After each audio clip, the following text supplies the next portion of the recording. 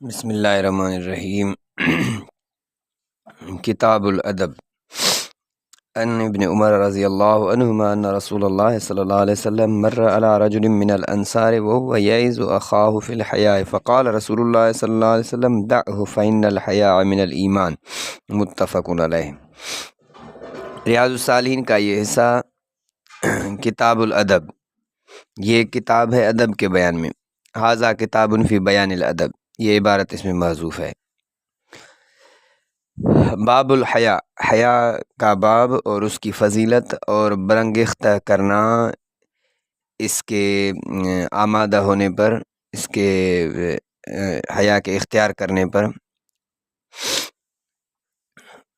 کہ حیا پر انسان کو برانگیختہ کرنا، کہ حیا پر برقرار رہے، اس پر ابھارنا۔ حس ابن عمر رضی اللہ عنہما سے روایت ہے کہ بے شک رسول اللہ صلی اللہ علیہ وسلم مر علی رجل من الانصار، گزرے انصار میں سے کسی شخص پر، وہ نصیحت کر رہا تھا اپنے بھائی کو حیا کے بارے میں، تو رسول اللہ صلی اللہ علیہ وسلم نے فرمایا کہ چھوڑ دو اسے، بس بے شک حیا ایمان کا حصہ ہے، حیا ایمان میں سے ہے۔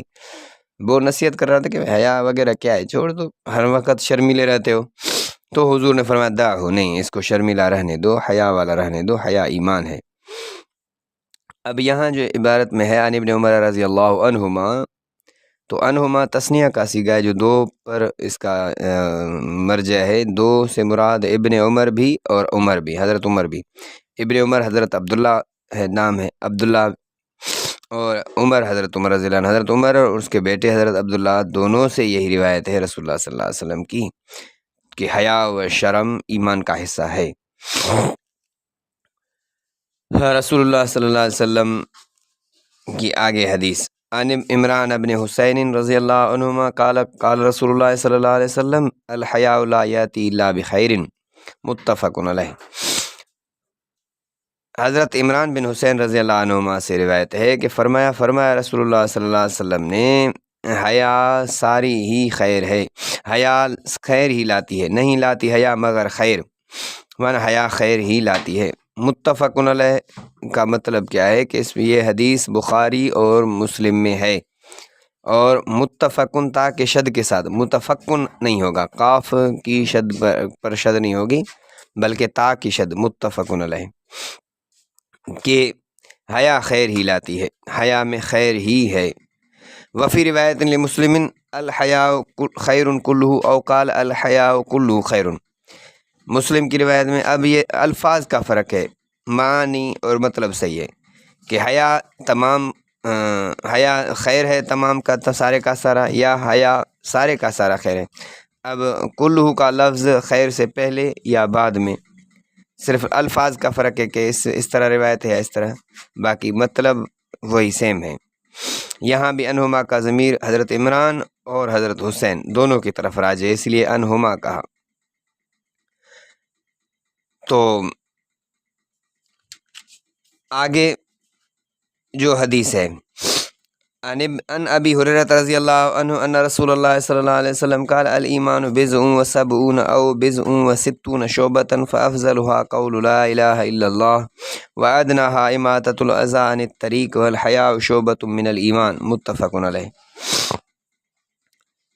حضرت ابی ہریرہ رضی اللہ عنہ سے روایت ہے کہ بے شک رسول اللہ صلی اللہ علیہ وسلم نے فرمایا کہ ایمان کچھ اوپر 70 یا کچھ اوپر 60 حصے ہیں، ایمان کے کچھ اوپر 70 یا کچھ اوپر 60 حصے ہیں، پر بس افضل ان میں سے قول ہے، ایمان کے حصوں میں سے افضل قول ہے لا الہ الا اللہ، اور ادناہا کم سے کم ہے یہ قول اماطۃ الاذی عن الطریق، ہٹانا تکلیف دہ چیز کو راستے سے، والحیاء شعبۃ من الایمان، حیا ایمان کا حصہ ہے، متفق علیہ۔ کہ بھئی ایمان کے ایک روایت، بعض روایت میں آتا ہے کہ ایمان کے 60 حصے ہیں یا 70، ان میں افضل ہے لا الہ الا اللہ، اور کم ادنا ہے رستے سے تکلیف دہ چیز کو ہٹانا۔ اور اس روایت میں ہے کہ بضع و سبعون یا بضع و ستون، یہ بضع کا جو لفظ ہے یہ خود آگے تفصیل بتا رہا ہے کہ البضع بکسر الباء یجوز فتحها وهو من الثلاثة الى العشرة بز کہتے ہیں بھاگ کے کسرے کے ساتھ، اس کو فتح بھی پڑھ سکتے ہیں، بز بھی پڑھ سکتے ہیں، اور یہ بزج کا لفظ ہے 3 سے لے کر 10 تک شامل ہوگا، پھر 3 4 5 6، اب 60 تو 63 64 65، تو شعبت القطعۃ والخصلت، ٹکڑا، عادت، حصہ، یہ شعبہ کہتے ہیں۔ اماتت الازالت، ازالہ معنی زائل کرنا، اماتت کی معنی ہے زائل کرنا، دور کرنا، ہٹانا۔ ہاں، ازا کا جو لفظ ہے اس کی تشریح خود بتا رہا ہے کہ وہ ما یؤذی کا حجر و شوک و تین و رماد و قذر و نحو ذالک۔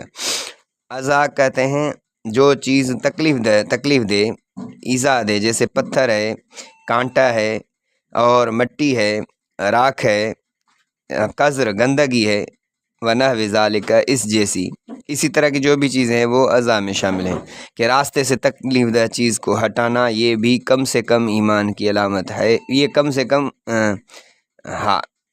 ایمان کی علامت ہے۔ معنی ایمان کی کتنی شاخیں ہیں اس کی وضاحت اس حدیث میں آ گئی۔ اور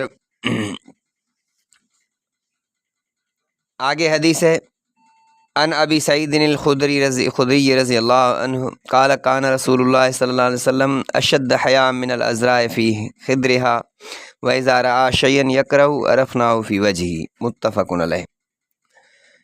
حضرت ابو سعید خدری رضی اللہ عنہ سے روایت ہے، فرماتے ہیں کہ رسول اللہ صلی اللہ علیہ وسلم تھے کنواری عورت سے بھی زیادہ حیا کرنے والے اپنے پردے میں، اور جب دیکھتے کسی چیز کو جو ناپسند فرماتے تو پہچان جاتے ہم ان کے چہرے سے۔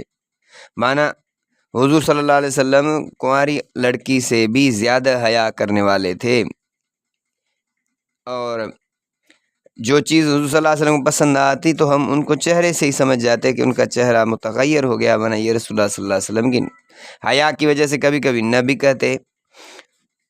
قال العلماء حقیقت الحیاء خلق یبعث علی ترک القبیح ویمنع من التقصیر فی حق ذی الحق۔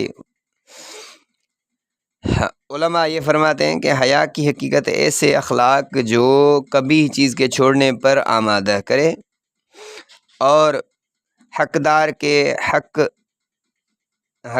حق میں کمی کوتاہی کرنے سے روکے۔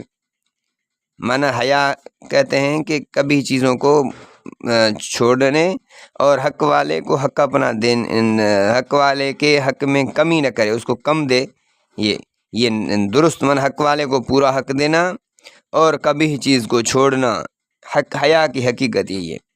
وروینا عن ابی القاسم الجنید رحمہ اللہ تعالی رحمہ اللہ قال الحیاء رؤیت الآلاء النعم ورؤیت التقصیر فیتولد بینہما حالتاً تسمى حیان، حالتاً تسمى حیان۔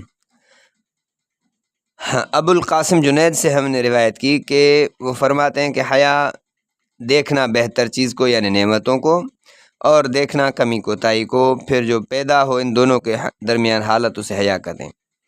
معنی کسی اچھی چیز کو دیکھنا، ناپسند چیز کو دیکھنا، ان کے درمیان جو چیز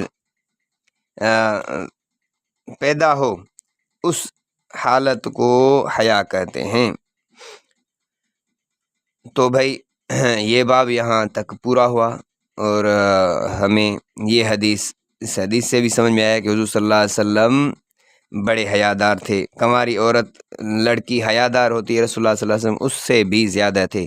ہمیں حیا و شرم پر برقرار رہنا چاہیے، اور اسی پہ اپنی ترغیب بھی دینی چاہیے، اور اسی پہ اپنا خیال بھی رکھنا چاہیے۔ امید ہے کہ آپ یہ سبق احادیث مبارکہ سمجھ چکے ہوں گے۔